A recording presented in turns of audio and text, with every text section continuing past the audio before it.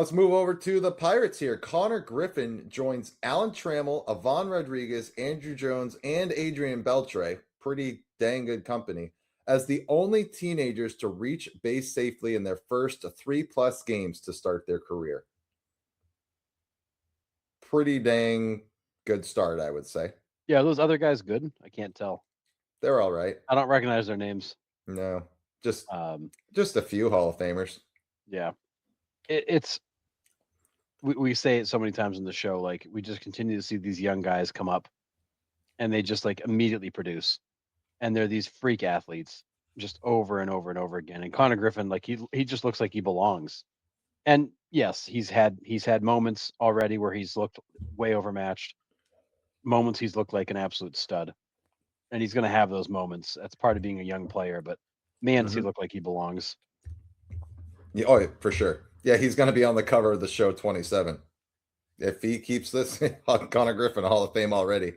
Yeah, I mean, I just hope that he is a catalyst Yeah. to propel this team forward. That's all I want. I want the Pirates to be relevant again. That it's a lot to ask, I understand, but I just want the Pirates to be relevant again. And I Well, think don't that, don't look now, but 10% of the way through the season, they're in first place. yeah, love it. Well, and why are they in first place, Harrison? Oh, because they waited until the 11th game to give up their first homer. Yeah, I mean, I we mean, we said it coming out of spring training, like this rotation is really good. If you can get them a few bats, which they did, this could be a really good team. I mean, that Pirates rotation last year was one of the better rotations in the NL. They just couldn't score any damn runs. no, And now you add zero. a few bats, and now it's like, oh wow, this pitching staff's really good. They already were like, Yeah. now you finally got some bats to back them up. So, very hypothetical here. I'm going to preface it by saying very hypothetical. If the Pirates have a decent to very decent season, like maybe miss the playoffs by a couple games, maybe even somehow sneak into a wild card spot, and they have another decent offseason, the Skeens think about staying. No, You don't think so? There's no no, chance? they'll never be able to pay him what he wants and what he's worth. I mean, he is a generational talent, and there's not going to be a hometown discount there. He's going to go to the highest bidder, and it won't be Pittsburgh. Um, Whoa. Yeah, fair. I just, I mean, even if he wanted to stay, there's no way the Pirates could make that work. So I mean, I think for sure Skeens ends up he's either going to be a Met, a Yankee, a Dodger.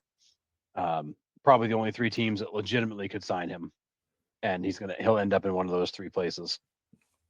Yeah, I mean, you're not wrong here, Michael. I mean, Skeens alone makes the top, the staff I mean, top half of the league. Yeah.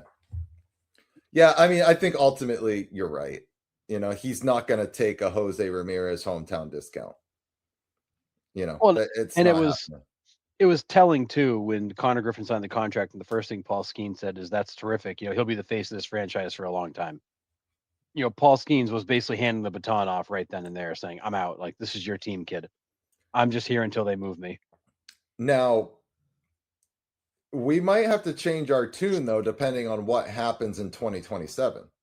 Because if they change the whole structure of how teams can spend money and they close the deferral cap, all 30 teams might be in on Paul Skeens, right?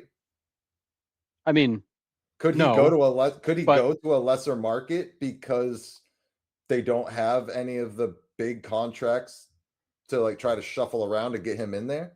Like the yeah, I mean, Dodgers would be up it, against the cap, there would be no space to put him. So yeah, I would mean, he end up you might open up some opportunities for him to go somewhere else, but it's not one of those things like all of a sudden the whole league's in play. It's going to be one of those situations where like instead of three teams being in play, maybe eight are in play now. yeah, I think the other part of it too is that I think a lot of general managers, if they're going to be in a salary cap world, as we see in the NFL, aren't going to want to commit that kind of money to one guy. It's really hard to give, 15-20% of your total cap to a single guy because this isn't like the NFL where like if you have the best quarterback in the league, you're one of the best teams. right. Paul Skeens alone doesn't completely change the direction of your team. you've got to have pieces around him. So I don't know how many more opportunities it opens. It does definitely opens more, but I still think he's going to end up in one of those bigger markets. Because if I'm Paul Skeens, I'm looking at it as this is not just about the contract I'm going to sign; it's about the opportunities and endorsements I can also get. Right. And if I'm in LA or New York, it's a whole lot different than being in St. Louis. Um, my opportunities are going to be way bigger in those cities. Yeah, that's fair. And Curtis says Skeens is West Coast. Dodgers, Padres, or Angels. Straight West Coast. Yeah, I mean, I could see a team like the Padres making a move or the Angels making a move. They're the kind of teams that might surprise you. Um, I don't think there's a lot of other teams that will necessarily shock us, but I would love to see. Yeah, I was just going to say this, Aaron. I would love to see like the A's come out of nowhere and drag him to Vegas with them because talk about a centerpiece. A centerpiece, and the timing almost works out perfect. Yep. I mean, that's not a bad take at all, Aaron. I like that a lot.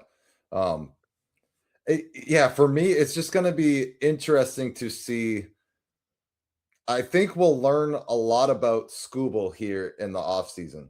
Because if he waits until after the lockout's over, we're going to see what these contracts really look like instead of us sitting here speculating about it. Because honestly, I couldn't give you years, numbers, because we just don't know Yeah, no idea. if the cap's going to be in place or if they're going to keep the same form. Like we don't know. So I think waiting until we see what happens with Scooble, we'll have a better idea, better-ish idea of what Skeens could possibly get. Yeah, I think the one thing Skeens has working for him is that Scooble's going to be the first guy to sign. Right. Crochet already signed, but that was kind of a different deal.